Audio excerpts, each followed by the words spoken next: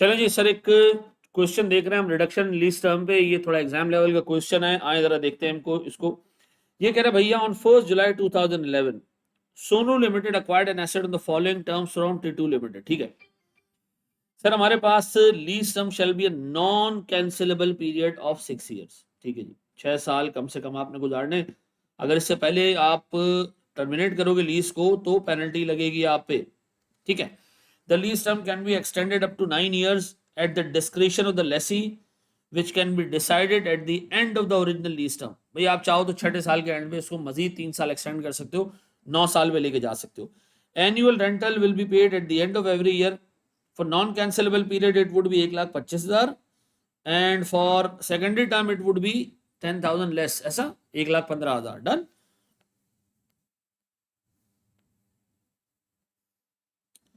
Down payment हमारे पास 1,00,000 होगी। ठीक है जी, इनिशियल डायरेक्ट कॉस्ट लेसी और लेसेट ने इतनी और इतनी दी। मान लो तो लेसी की काम की चीज है।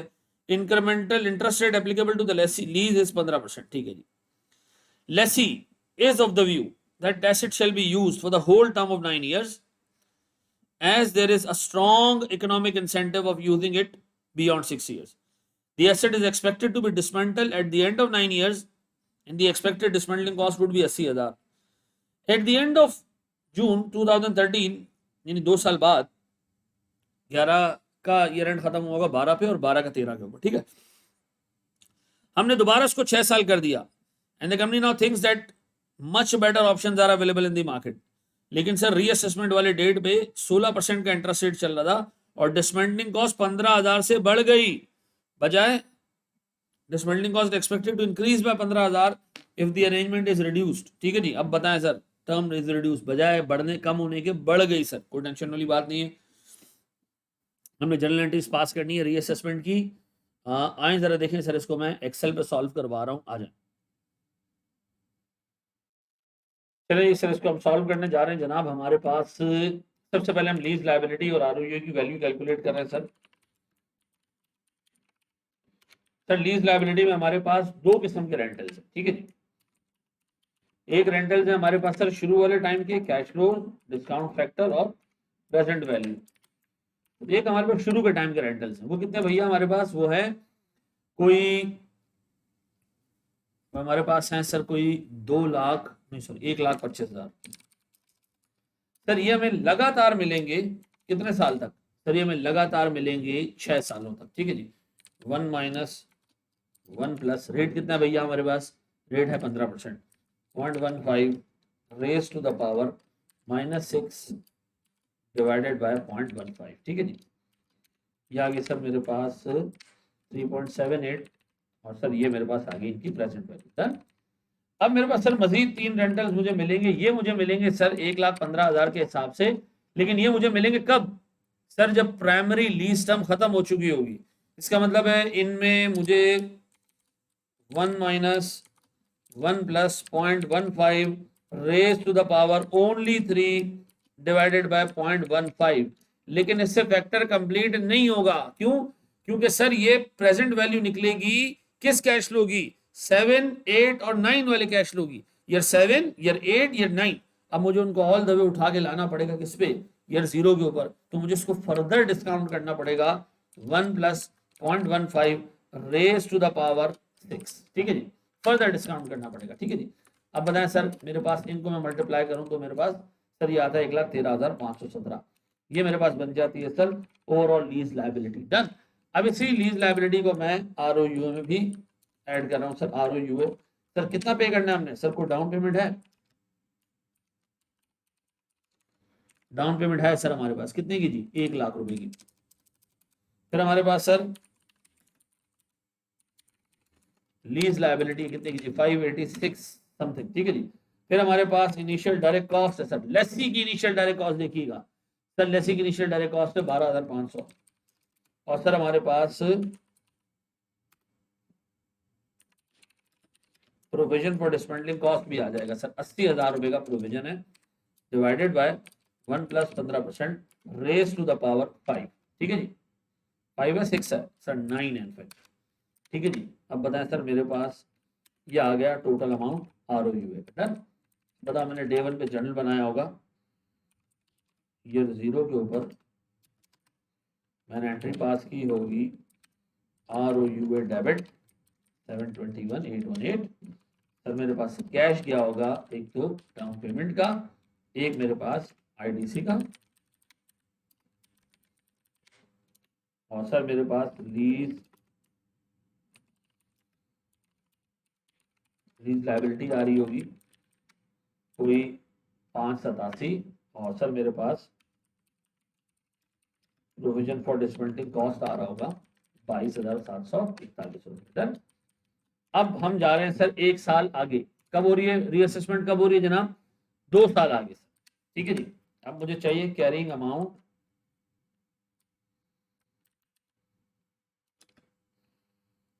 Eight year 2। कैरिंग अमाउंट किस किस का सर? सर ROU का। ठीक है जी। सबसे पहले मुझे बताएं ROU का मेरे पास कैरिंग अमाउंट एट ईयर 0 कितना था सर? 7,21,000। इसमें मैं 2 डेप्रिसिएशन चार्ज कर दूं sir? 2 depreciation divided by 9 years, 80,000 something का। ऐसे ही है, ऐसे ही मेरे बच्चों 80,000 समथिंग का रिडक्शन जी सर, 80,202। फिर फर्दर डेप्रिसिएशन फॉर ईयर 2 और depreciation for year 1। Done. Sir ये मेरे पास कैरिंग अमाउंट है,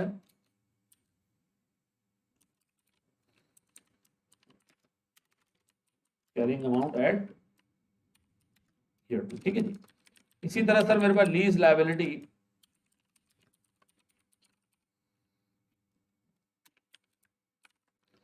ओपनिंग आ रही होगी सर मेरे पास, थोड़ा सा मैं डिफरेंटली करूंगा इसको सर, 586 समथिंग। ठीक है जी। और इसमें मैं ऐड करूंगा क्या चीज सर? इंटरेस्ट कितने का जी? 15% पे। और मैं इसमें से लेस करूंगा सर जो मैंने रेंटल पे किया कैश, कितने का जी? 1,25,000 का। सर ये मेरे पास सर कैरिंग अमाउंट है at the end of first year. और इसी तरह सर मेरे पास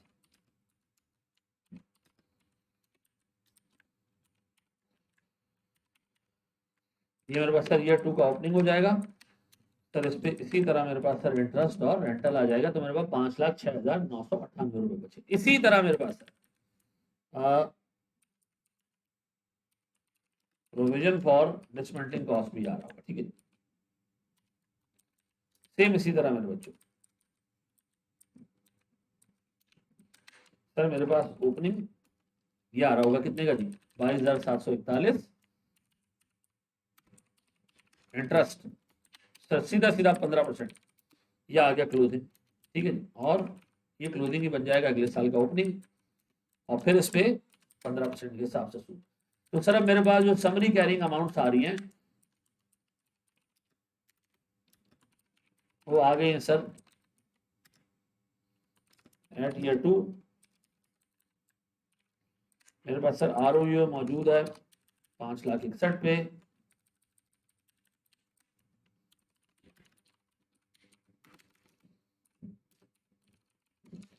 लीज लाइबिलिटी मौजूद है मेरे पास 5,06,000 पे। और मेरे पास sir provision for dismantling cost मौजूद है समथिंग 30,075 रुपये। डन। हम एक स्टेप और आगे बढ़ेंगे ना। अब बताएं हम जा रहे हैं जनाब रीअसेसमेंट पे। रीअसेसमेंट किसकी सर? सबसे पहले लीज लायबिलिटी।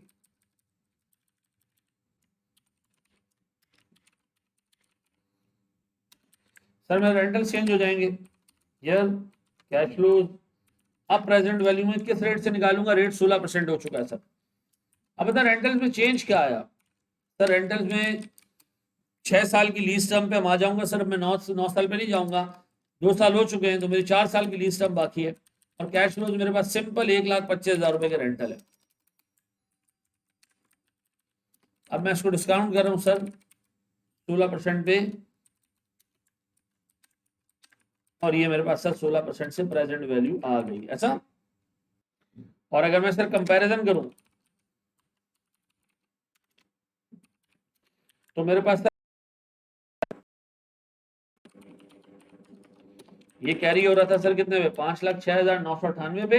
अब न्यू बैलेंस है इसका सर कितने का? तो सर इसका मतलब है मेरे पास रिडक्शन आ रही है 1,57,225 की। ठीक है जी। इसी तरह सर मेरे पास रीअसेसमेंट होगी किसकी, प्रोविजन फॉर डिस्मेंटलिंग कॉस्ट की। अगर उसकी भी मैं रीअसेसमेंट देखूं तो मेरे पास सर अब प्रेजेंट वैल्यू में सर मेरे पास अमाउंट कितनी हो चुकी है, सर बढ़ चुकी है, 95,000 हो जाएगी अमाउंट, ऐसा। अब बताएं सर मेरे पास डिस्काउंट रेट 16% हो चुका है, और सर मेरे पास जो टर्म बाकी है वो 4 साल मजीद बाकी है। तो प्रेजेंट वैल्यू अगर मैं निकालूं तो this divided by 1 + 16% raise to the power 4। ठीक है, ये आ गई सर प्रेजेंट वैल्यू। और अब मैं कंपैरिजन करूं अगर, तो प्रीवियसली सर ये मेरे पास था कि प्रेजेंट वैल्यू आ रही थी समथिंग 30,000, और अब आ रही है सर इसका न्यू बैलेंस 52,000। तो मेरे पास सर इसमें 22,000 रुपए का एडिशन है, इंक्रीज है। ठीक है जी।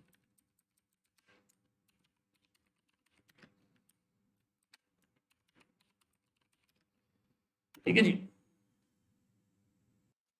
तो मैं सर इस रीअसेसमेंट को ऐसे डब्बे में बंद कर देता हूं ताकि मेरे पास एक जगह पे मुझे याद रहे। अब बताएं मैंने क्या करना है जनाब, अब मैंने जर्नल एंट्री पास करनी है सर। मैंने ROUA को डेबिट करना है, सॉरी क्रेडिट करना है। लीज लायबिलिटी पहले मैंने कम करनी है। लीज लायबिलिटी सर मेरी कम हो रही है 1,57,000 समथिंग से। ठीक है, और मैं डेबिट क्रेडिट क्या करूंगा सर, ROUA। और इसी तरह सर मैं एक और एंट्री पास करूंगा, वो क्या है सर, वो मेरे ROUA को बढ़ाएगी क्योंकि मेरी सर डिस्मेंटलिंग लायबिलिटी इंक्रीज हो रही है। और प्रोविजन फॉर डिस्मेंटलिंग कॉस्ट कितने से जी, 22,000 समथिंग। ठीक है, अब बताएं सर मैं अपने पास ROUA का नया बैलेंस चाह रहा हूं। मेरे पास सर एट 30 जून 2013 पे था, ये 2013 है 16 सर 2013 पे ही आ रहा है मेरे पास ROUA 561। ठीक है जी। अब बताएं sir reduction in lease liability 157,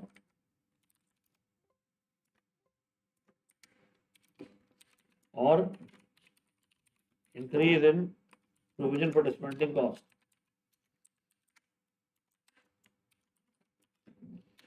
अब बताएं सर मेरा नया बैलेंस ROUA का कितना भैया, 4,26,586। ठीक है जी। अब इसी तरह सर मेरे पास जो लीज लायबिलिटी है, तो मैं ले आता हूँ sir, lease liability sir over the term अब अमोर्टाइज होगी। कितने टर्म बाकी है सर इसका,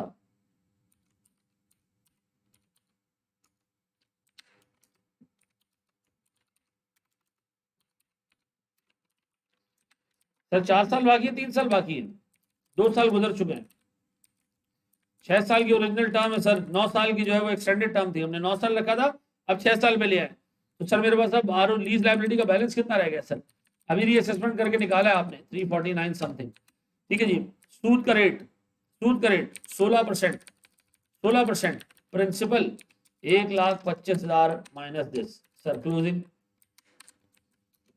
सर मेरे पास इसी तरह 280, और सर मेरे पास फिर इसी तरह इंटरेस्ट, और मेरे पास ये करते करते, ठीक है जी। इसी तरह सर मेरे पास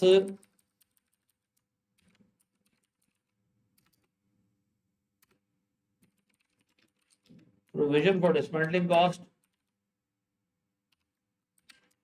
sir, year opening, interest, closing, done. अब बताएं सर मैं एंट्री इसमें सूद किस तरह बुक करूंगा, सर सीधा सीधा 4 साल बाकी है, इस वक्त करंटली 55,000 समथिंग में ले आया हूं मैं सर इसको, कहाँ गई सर वैल्यू इसकी,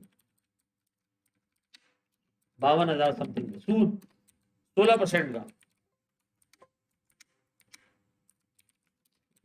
क्लोजिंग बैलेंस सर ऐड करके, ये क्लोजिंग बैलेंस इवेंचुअली 95,000 पे जाना चाहिए,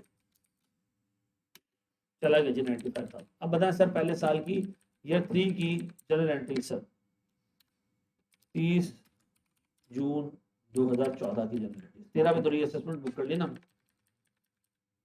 ये सारी एंट्रीज आपने कब पास की? 30 जून 2013 में। डन। अब 14 पे से अच्छा मैंने इंटरेस्ट की एंट्री ऑलरेडी पास कर दी होगी। 30 जून 2014 पे मैं अभी एक एंट्री पास कर रहा हूँ। 2013 में मैं सारी एंट्रीज ऑलरेडी पास कर चुका हूँ, सिर्फ ये 2 एंट्रीज मैंने एडिशनल पास की है। ठीक है, बस ये 2 एंट्रीज सिर्फ रीअसेसमेंट की। एक साल आगे लेके जा रहा हूँ तो सवाल की रिक्वायरमेंट नहीं है, लेकिन पेपर में आ गया तो क्या करोगे? Interest expense, lease liability debit और कैश क्रेडिट। अब इसी तरह सर मेरे पास डेप्रिसिएशन एक्सपेंस आएगा आरओयू में। सर इसकी लाइफ कितनी रह गई है? 4 साल। ये 4 सालों पे गया। इसी तरह सर मेरे पास provision for discounting cost, interest expense sir, और